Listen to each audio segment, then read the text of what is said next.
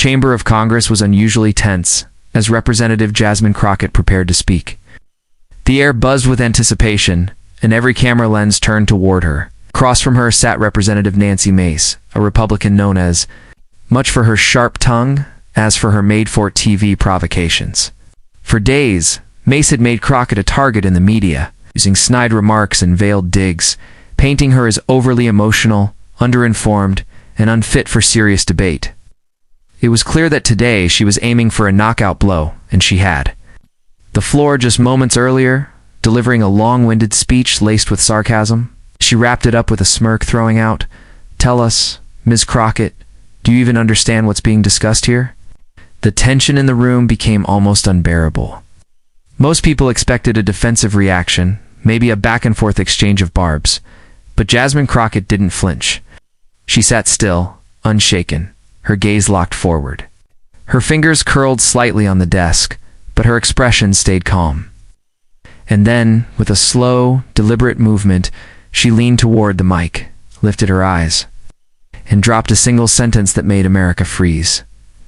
"I understand enough not to build a career off racist dog whistles and empty theatrics." That was all she said.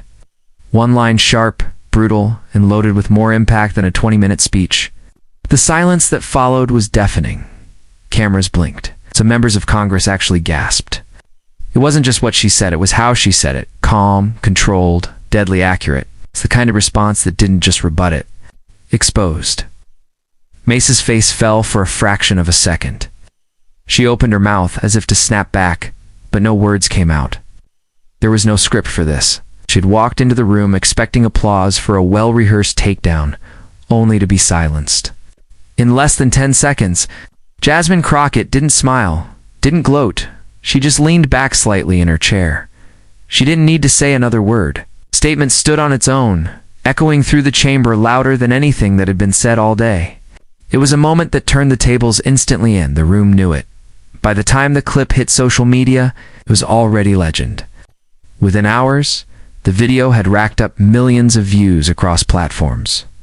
People weren't just watching it, they were replaying it, quoting it, remixing it. Not to build a career off racist dog whistles became a rallying cry. Commentators on both sides took notice. On progressive channels, Crockett was hailed as fearless, someone who called out coded racism head-on. Even some moderate conservatives admitted it was a devastating line. "I've never seen Mace that shaken," one anchor said on a morning news show. Meanwhile, the backlash against Mace was swift.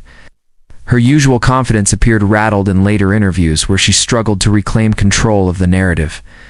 "It was an ambush," she said on one outlet, trying to dismiss the moment. But no one was buying it.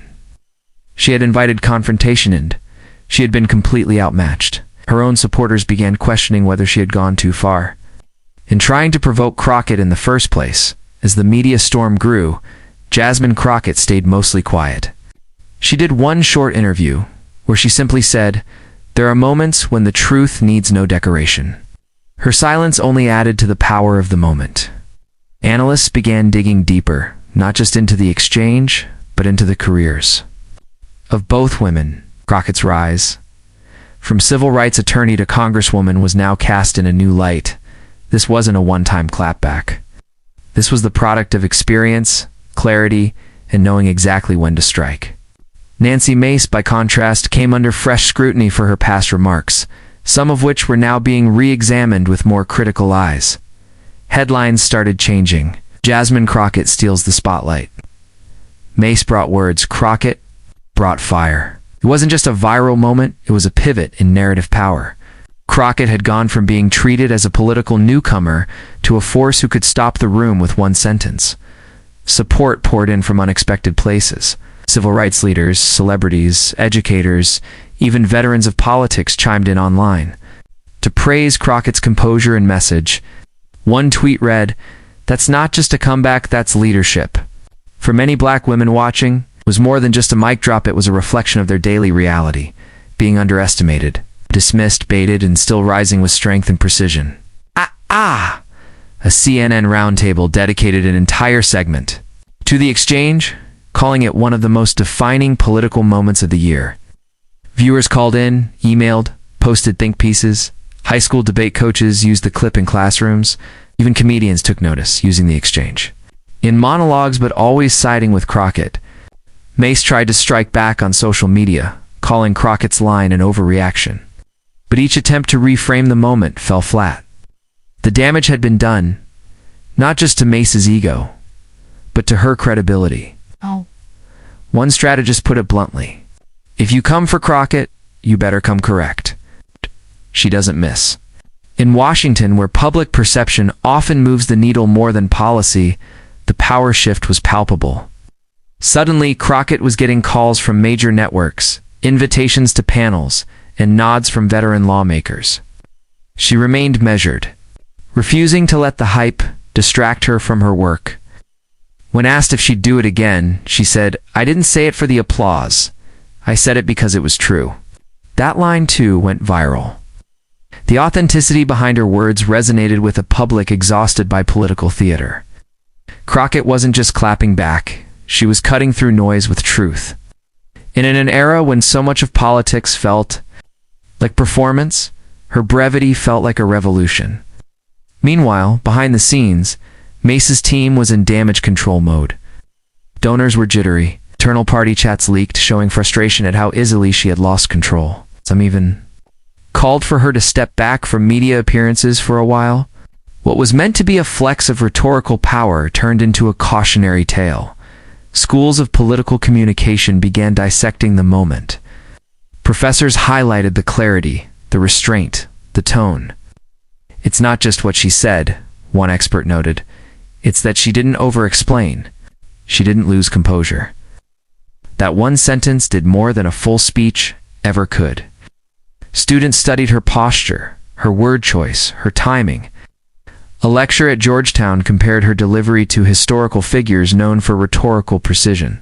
Meanwhile, the public appetite for more from Crockett only grew. Her social media following exploded. Constituents began calling her office in support, some just leaving voicemails saying, "Thank you."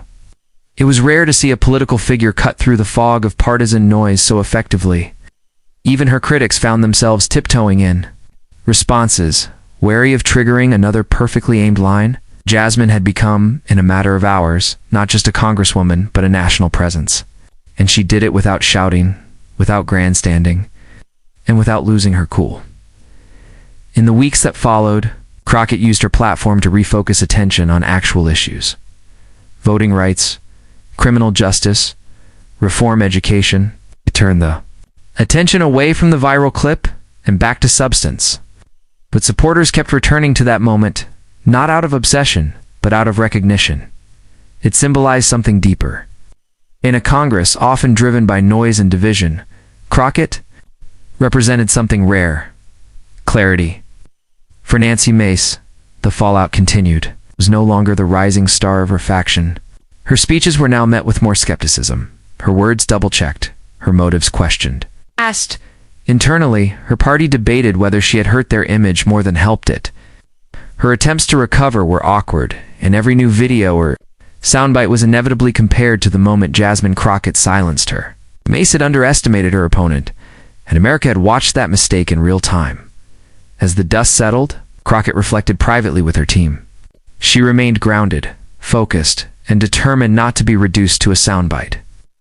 "That line happened because someone needed to say it," she told a colleague. "But we've got too much work to do to stop there." It wasn't about viral. It was about voice.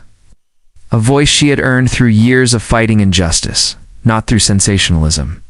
But whether she liked it or not, the public now saw her differently. Young women began writing to her, saying they felt seen. Advocacy. Groups asked her to speak. Networks requested exclusive interviews. But Crockett kept her priorities in place.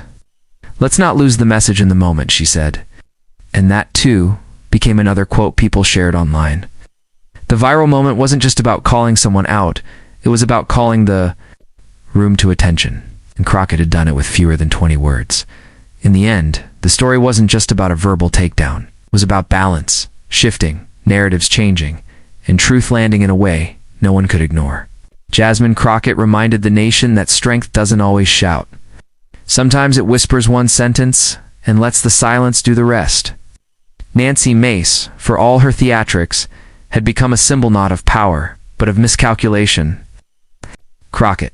She became a voice that couldn't be dismissed, interrupted, or diminished. That moment in Congress became a case study in political precision, and it all started with one woman, one mic, and one line that shook the room and the country awake.